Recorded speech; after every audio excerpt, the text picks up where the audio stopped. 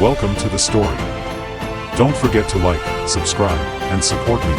The village of Harrow's Rest lay quiet beneath the night sky, nestled at the foot of the dark forests that stretched endlessly to the north.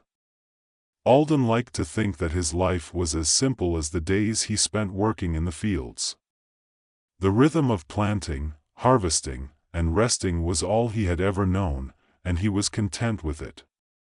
Each morning, he would wake up before dawn, sharing bread with his parents before heading out to tend the crops.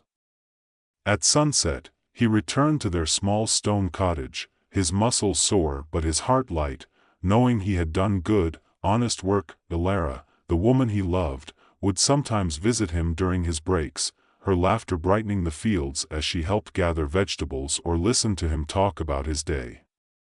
He had plans to marry her once the harvest was over. Life in the village was peaceful, almost timeless, and Alden had no desire to change any of it, but fate, as it often does, had other plans. It began on a quiet afternoon as Alden worked alone near the forest's edge. The sound of distant voices carried through the trees, followed by the clash of steel. Alden paused, his brow furrowing. Bandits were not common in these parts, but the occasional traveler brought stories of danger in the woods. Curious and concerned, Alden dropped his tools and moved toward the sound. As he approached the tree-line, he saw a lone man, a traveler by the look of his worn cloak and heavy pack, being surrounded by a group of rough-looking men armed with swords. The traveler was cornered, his back pressed against a tree, and his assailants were closing in. Without thinking, Alden grabbed a heavy branch from the ground and charged into the fray. The bandits turned just in time to see him coming, but it was too late. He swung the branch with all his strength, knocking one of them to the ground. The others hesitated, surprised by the sudden attack, but Alden was outnumbered, and it wasn't long before one of the bandits knocked the branch from his hands and shoved him to the ground. As the bandit raised his sword to strike, something strange happened. Alden felt a surge of energy, dark and cold, rise from deep within him. His vision blurred, and his body moved on its own. He raised his hand, and with a crackling sound, a bolt of dark magic shot from his fingertips, striking the bandit in the chest. The man flew backward, hitting a tree with a sickening thud. The other bandits, seeing the display of power, fled into the woods, shouting in terror. Alden lay there for a moment, stunned, his heart pounding in his chest. The traveler, still catching his breath, approached cautiously. "You saved me," the man said, his voice filled with awe. "But, that power you used. Do you know what it is?" Alden shook his head, his hands trembling as the last remnants of the dark energy faded from his fingertips. I don't know what that was."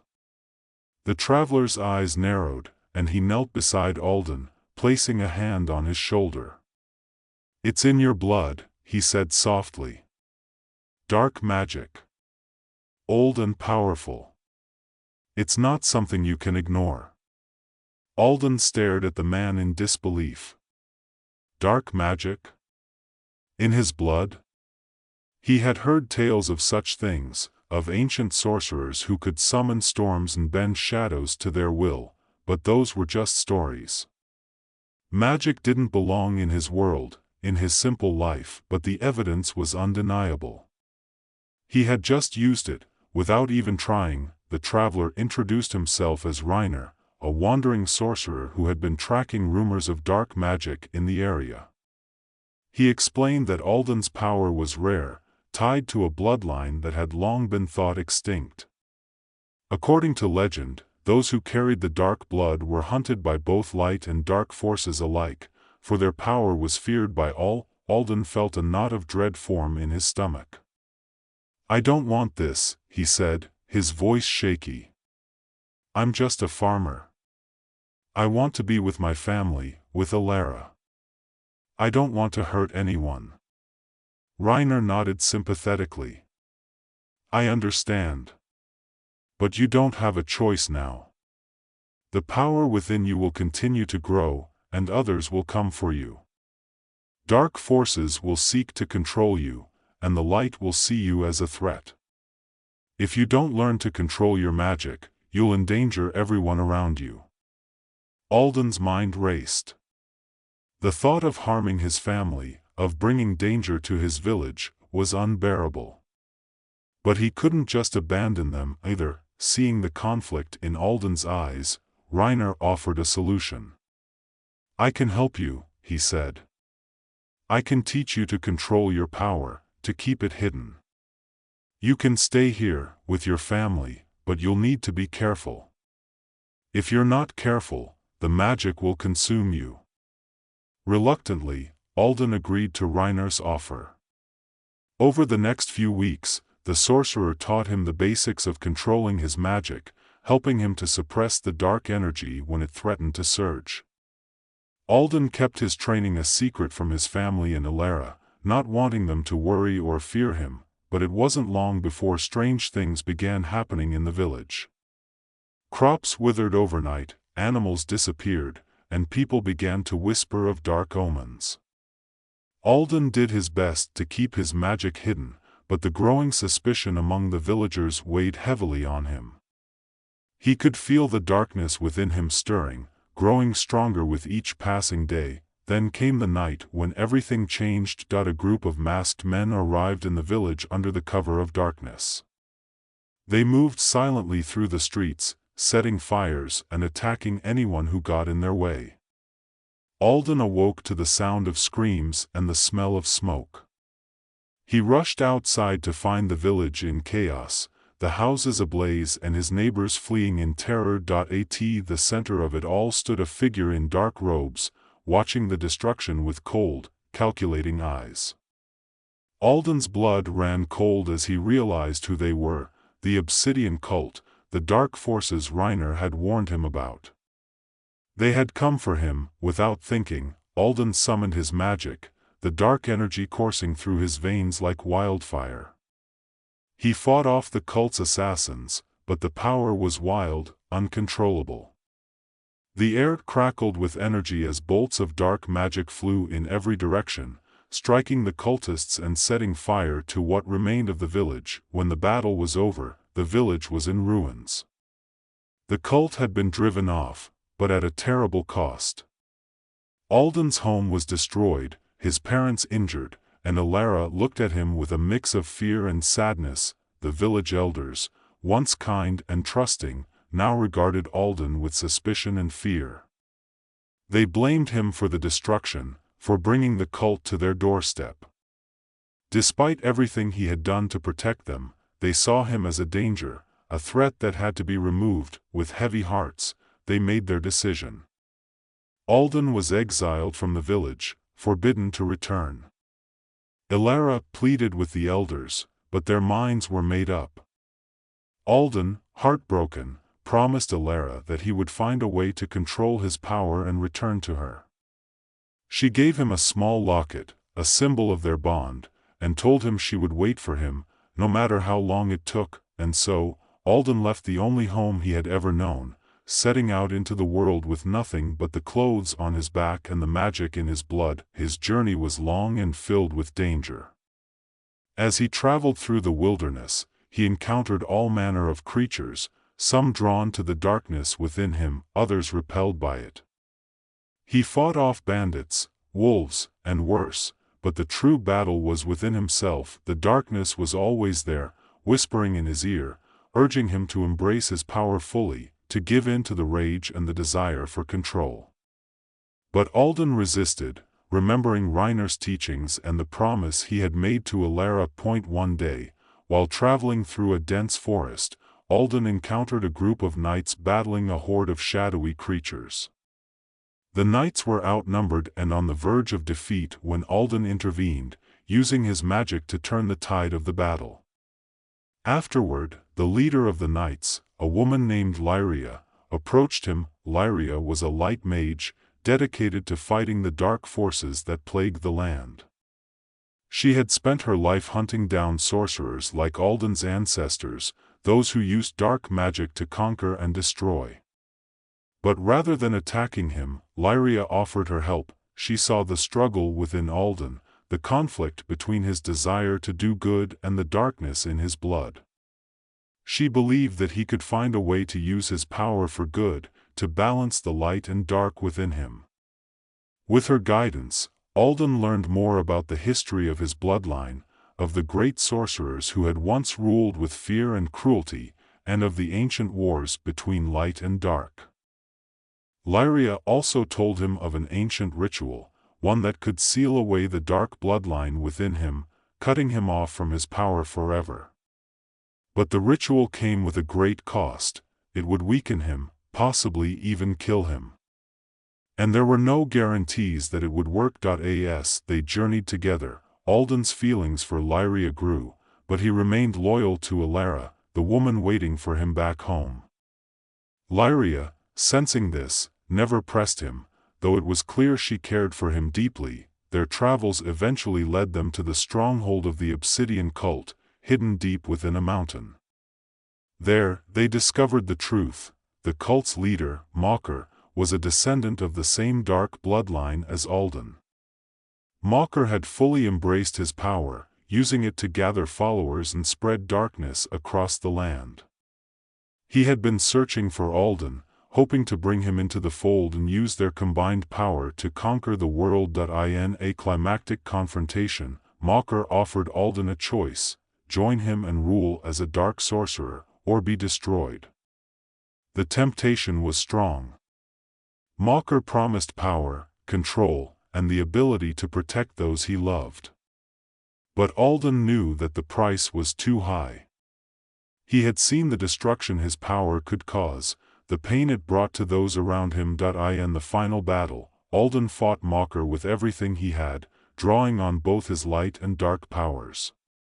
The struggle was fierce, and there were moments when Alden thought he would lose himself to the darkness. But in the end, he managed to defeat Mocker, breaking the cult's hold on the land. After the battle, Alden made his decision. He would not allow the darkness to consume him, but he would not seal it away, either. He would live with it, learn to control it, and use it to protect those he loved. He returned to his village, a changed man. The villagers, once fearful of him, now saw him as a protector. Elara, true to her word, had waited for him, and they were reunited at last, but Alden knew that the darkness would always be a part of him. It would never go away completely, and his struggle to balance light and dark would continue for the rest of his life. Alden stood on the edge of the village, his back to the rebuilt homes and the people who now greeted him not with fear, but with tentative respect. The shadows of the past lingered in his mind, and while he had saved them from the dark forces that sought him, he knew the price of his victory had not been forgotten. His eyes turned to the horizon, where the dark forests loomed, and for a moment, the world seemed to hold its breath. Elara stepped beside him, her hand slipping into his as naturally as it always had, though her touch seemed lighter now, more delicate. They hadn't spoken much since his return, and though she had welcomed him with warmth, there was a quiet distance between them that he couldn't ignore. "Are you leaving again?" Her voice was soft, filled with the same question she'd been too afraid to ask directly until now. He squeezed her hand, unsure of his answer. The darkness within him had quieted since the battle with Mocker, but it hadn't disappeared. He could feel it, a faint pulse deep in his chest, waiting, watching. It had become a part of him, something he could no longer deny or fully reject. "I don't know," Alden admitted, his voice barely above a whisper. "The world isn't as simple as it once was.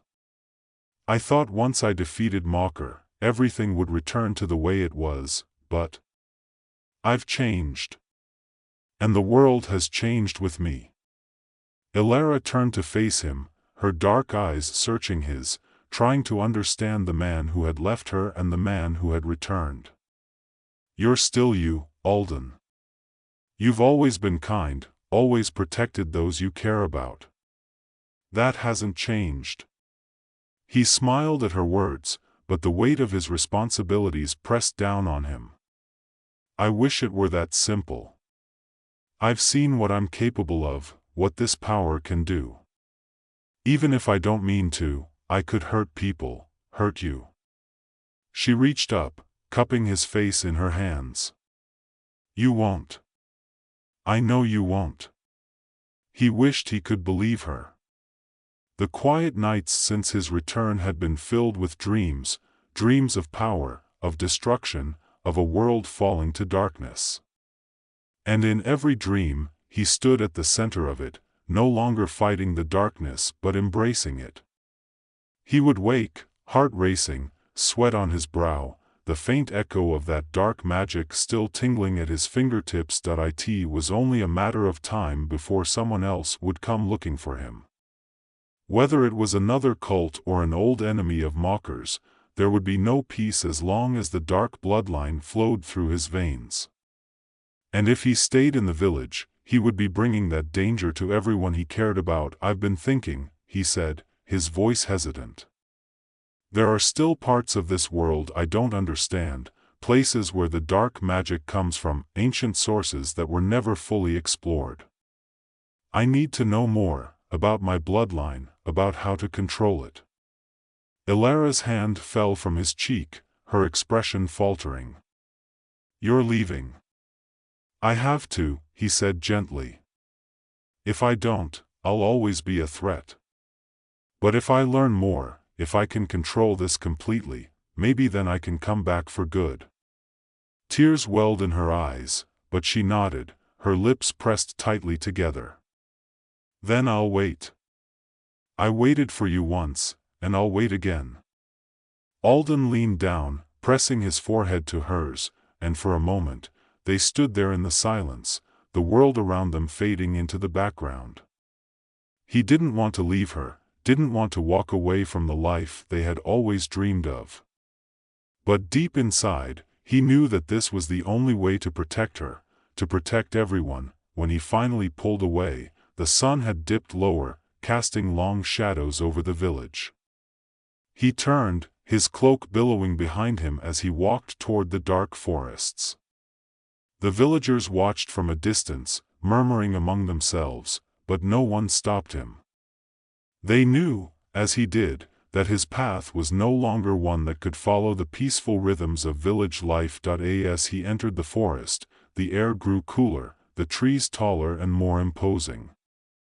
Alden had no destination in mind, only the certainty that his journey was far from over. The dark magic within him hummed faintly, a reminder of the power he carried, and the responsibility that came with it. Hours passed as he walked deeper into the woods, his thoughts tangled in memories of the battles he had fought, the choices he had made. He thought of Lyria, the light mage who had guided him, and of Mocker, the dark sorcerer who had tried to pull him into the depths of evil. Both had shaped him in different ways, and now he had to decide what kind of man he would become. Suddenly, the quiet of the forest was broken by a low growl. Alden froze, his hand instinctively going to the hilt of the sword at his side. From the shadows between the trees, a pair of glowing eyes stared back at him.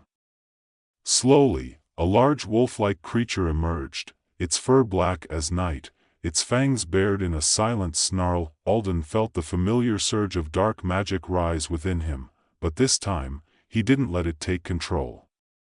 He focused, channeling the energy into his hands without letting it overwhelm him. With a quick gesture, he summoned a barrier of shadowy tendrils around him, protecting himself from the creature's advance. The beast lunged, but the tendrils held it back, wrapping around its body and binding it in place. Alden could feel the creature's struggle, its raw power thrashing against his magic. But he held firm, his control steady. For the first time since his powers had awakened, he felt like he was truly in control. With a final push of energy, he sent the creature flying back into the trees, where it disappeared into the shadows. The forest fell silent once more, the only sound the steady rhythm of Alden's breathing. He stood there for a moment, letting the adrenaline fade. He had done it, he had used his dark magic without losing control.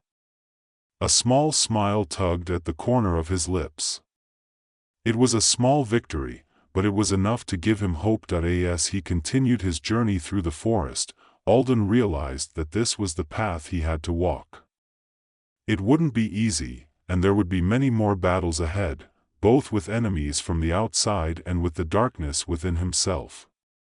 But he had made his choice. He would not let the dark bloodline define him, nor would he seal it away in fear. He would learn to balance the light and the dark, to use his power for good, no matter the cost. The night deepened as Alden walked onward, the forest stretching endlessly before him. And though the path was uncertain, he knew that, at last, he was ready to face whatever lay ahead.